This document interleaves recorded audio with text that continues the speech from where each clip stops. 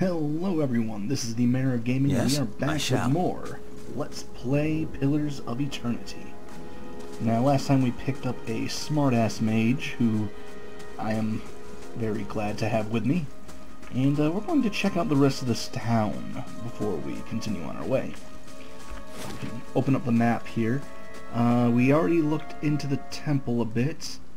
We should check inside the Blackhound Inn. We'll make our way up to the smith, and then the windmill, and the house, and yeah. Not too positive on what to do next. I'm thinking maybe... Do I have a quest log at all? I wonder. Where is it? Ah, okay. Get some rest while I wait for permanent accommodations. Okay. So, I will rest at the inn when I'm done looking around town. Till then, however. Yes, I was one of the fans that kickstarted this. I was pretty excited about it. Commoner, a guard. Things I can look at? Oh, stealing. What's this? Dented and dull, they're ready for a forge. Okay. Over here we have... let's see. You know, I want to see something, because that's not red.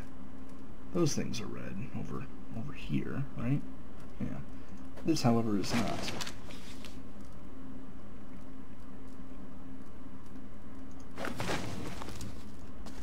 Apparently that's not stealing, but whatever. Okay, yeah, so that's why their names were gold. As you near, you feel a vibrant history contained in the essence of this man's soul. Voices from its past seem to call out to you. Let's reach out for the soul. Okay. You see a man crouching, surreptitious and alone, a series of untamed shrubs, all that hides him from the vision ahead. His eyes are locked on a Delimgan, beautiful and terrible. His eyes half-lidded as he hums. A bird with fantastic blue and orange plumage sits on her shoulder, trilling gently. And the man is entranced. Trembling, tentative, he stands, and tranquility is broken by the bird's startled squawk. The Delimgan half smiles, beckoning with twig-like fingers. She does not speak as he approaches. His mouth is dripping, sounds of awe and admiration. She waits, coy and tempting. With agonizing slowness, he is before her. Then, something changes. She sees something hanging limply from his side. She begins to hiss. Fingers suddenly claws, and eyes black with hate. There's no time to reach for his axe or grimoire as she strikes. Just as soon as she strikes, she is gone. The only evidence of her existence, the shuddering wreck on the ground. He grabs at his grimoire, nevertheless, and begins to chant, but the words of a magical language of his own imagining, scribbled in maniacal shorthand, ring hollow, and the silence continues unabated. He turns and shrugs at someone or something, but if there is something there, you do not see it. Maybe this one? You see a group of adventurers by a crowd of attacking Zaurips. This man is with them, seemingly unconcerned by the battle, even detached from it, as he stands in the middle of his comrades, chanting, his expression bordering on elation. His voice is powerful and deep, booming out across the combatants as a rich counterpoint to the chaos of their fighting. With every phrase, the battlefield changes. His allies glow with pulsing blue light, freezing the Zaurips that surround them. A blazing pyre erupts from the ground, cutting and burning the creatures and sending them scattering. One of the fallen Zaurips suddenly explodes as three giant grubs crawl from his corpse and attack the remaining enemies. The man continues to chant, thoroughly enthralled by the joy of the moment. Finally, the creatures have been reduced to one. His allies stand back as the man approaches it, still chanting. He removes his hammer and swings it at the Zaurip. His phrase ends as the hammer connects with the head, punctuating the spell and bringing his song to an end. Huh. Yes? Yes. Alright. Of course. This Aomao, I'm not sure how to pronounce it, is of an impressive build, towering above the countertop. His skin is the dusky blue of the deeper oceans. His thick arms boast corded muscle. Small ears frame a square-jawed face, coated and smeared in soot and arcing black tattoos alike. He offers you a broad smile as you approach. Welcome. You're the first new face I've seen in quite some time. What can I do for you? This your shop? That it is. Been here near 20 years now. Seen all manner of things over the years, good luck and bad. Tautanu glances at the guard standing watch along the wall. But the Black Hammer smithery remains. Huh, what do you have here? Well, you've come to us at a strange time, as afraid. Stock is not what it used to be, but we've fine weapons and armor to offer yet, all forged right here at the Black Hammer. Well, what happened? We just don't have the supplies. I've been expecting the next delivery near on a week now. Haven't had sign of it. I have to expect they were hit by bandits. The road out east is crawling with them, or my workers ran off with a wagon themselves, maybe to make some coin. As if that lot would dare. He's right about the bandits. The dire situations in this village like this, and the exodus to the cities, has created far too many opportunities for unscrupulous sorts. Tautanu scratches his jaw, thinking. If you happen to be heading that way, maybe you could keep an eye out for a supply wagon, or my shipment at least. That'd be cutting through the Black Meadow, I suspect. Only road good for it. As it is, most of our weapons go to His Grace, Lord Raderick. Tautanu glances at the nearby guard. And as it should be. But it doesn't leave much for outsiders. We just don't have the iron. I'll find your supplies. Tautanu nods. Then you have my thanks. You bring those supplies back and I'll have plenty more work for you. A discount to start. Oh, and if you find my workers, tell them to hurry up or they can take up farming instead. Okay, so looks like we got a side quest. But given my current situation, I probably won't be embarking at the moment. Let's see what they have at least. Camping supplies, a lance that I cannot even come close to afford.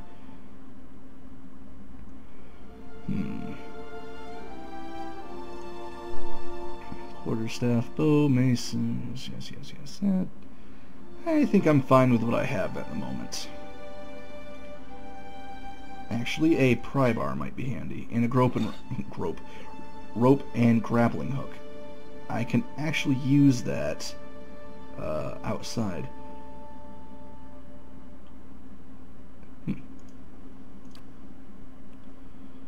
Grappling hook, pry bar.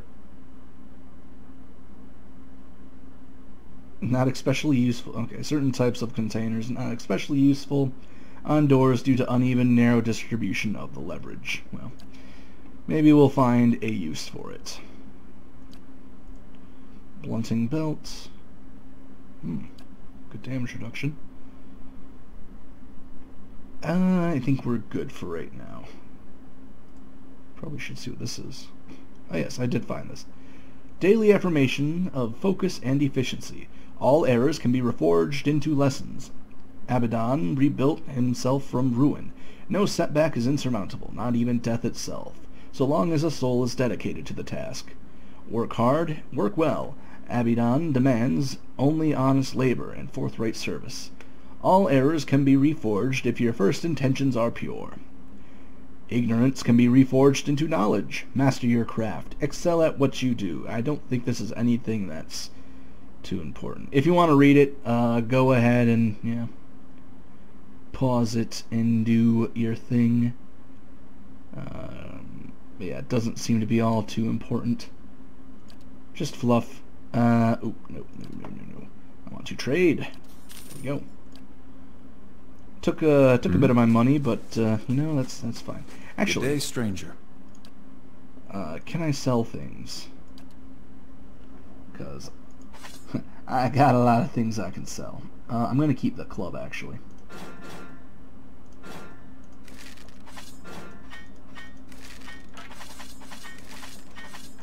Okay, and things I'm going to keep. Club or mace, actually. Where's that mace? One-handed, average, 12 to 18.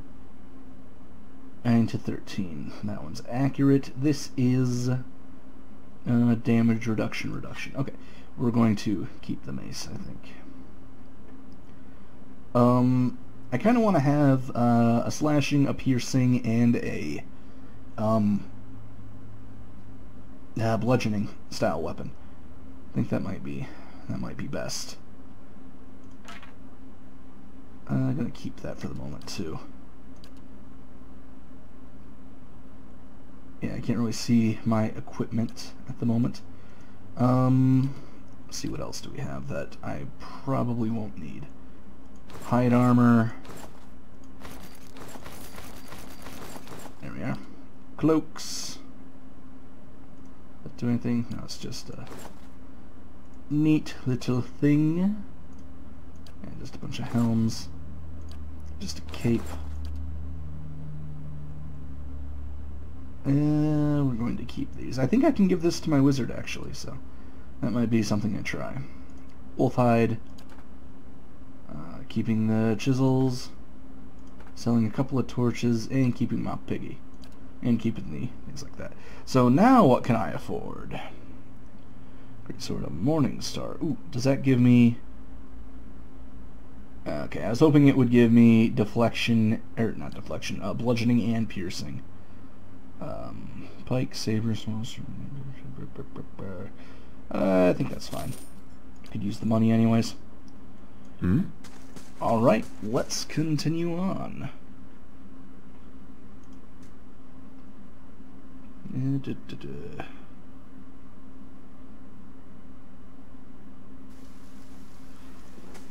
Right, checking out more of town. Let's head to Ingroid's house. That is indeed how you pronounce it.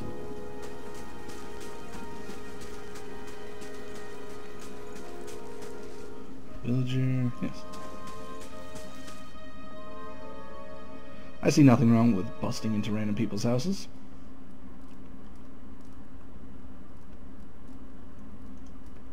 The bottle of Sonoreed is half empty. Let's take whatever's on this table.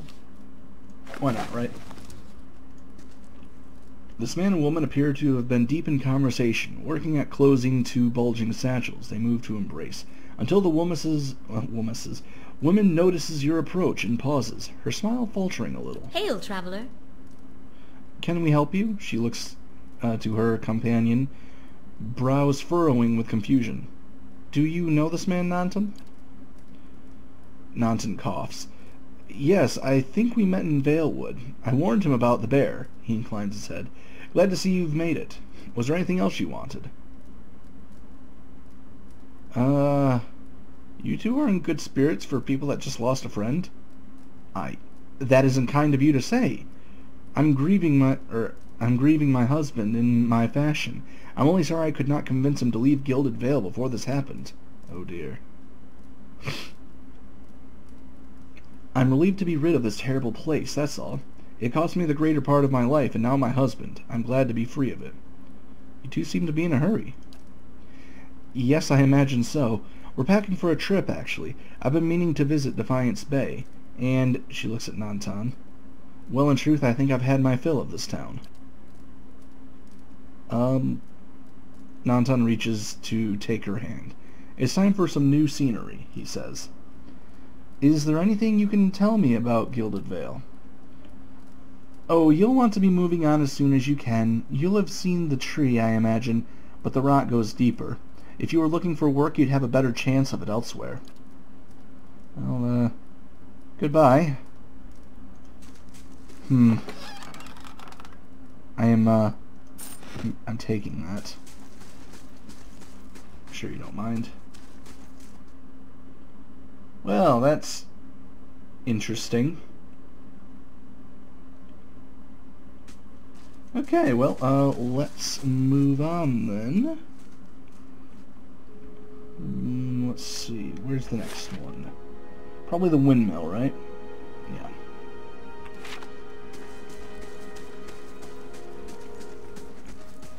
Anything over here, though? Is it just a nondescript house?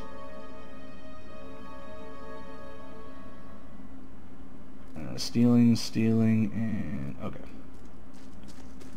Ooh, hey, there we go. You see a crowded marketplace, vendor stalls lining the road with their proprietors' voices calling out to passerby who come sample their wares. This woman wanders through the throngs, strolling hand in hand with another woman. They peruse the vendor's goods, tarrying a book at a book merchant with a number of old, beautiful tomes, chattering with one another about what they see. One will pick up the book and show it to the other, who will take it, comment on it, and place it back on its shelf. Then the first one will snatch up the book again and quickly pay the merchant before the other can snatch it back. They walk away from the market, weighed down by packs filled with books, still hand in hand, standing close, comfortable and familiar with each other. This is a long one. They pass down a somewhat deserted street. An object suddenly hits the woman in the chest and bounces off, rolling away towards one of the buildings. The women stop and look at the object, an apple, and then back at the person who threw it. There's nothing special about him aside an angry look on his face, and the two other apples he holds.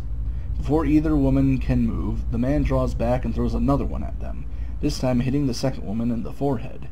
He yells at them, something derivative and hateful, something about a legacy and about responsibilities. The woman raises a hand to her head and wipes the juice and bits of fruit from her face, and stares the man down defiantly. The first woman squeezes her hand and puts the other books on her companion's shoulder. Or puts the other on her companion's shoulder, yeah, attempting to calm her down. The woman pulls a book from her bag, holds it before her, muttering under her breath. She pulls her hand free and waves above the book, an aura forming around her. The first woman is still trying to calm her down, but all she says goes unheard. The man, uncaring of the events happening in front of him, draws back and throws the last apple. As it races towards the air, the second woman brings up her hand and points at the apple. A glowing orb of energy flies from her hand and strikes the apple, causing it to explode, raining bits of apple down on the road and buildings around them. The man's face changes to anger, joined by fear, looking like he's trying to decide if running or attacking would be the better course of action. The second woman has started chanting again, her hand glowing, her eyes narrowing. This woman steps in front of her, placing herself between her love and their attacker. She touches her face, gently stroking it while whispering calming words. A kiss. The woman's countenance changes. She calms, her eyes softening, her lips regaining the lost smile. The first woman smiles again and kisses the other.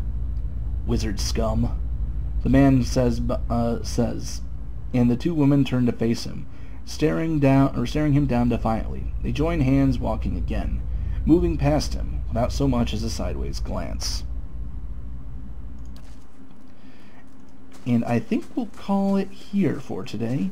If you enjoyed this video, give it a like. If you want to see more of Let's Play Pillars of Eternity, stay tuned. Until next time, have a good one.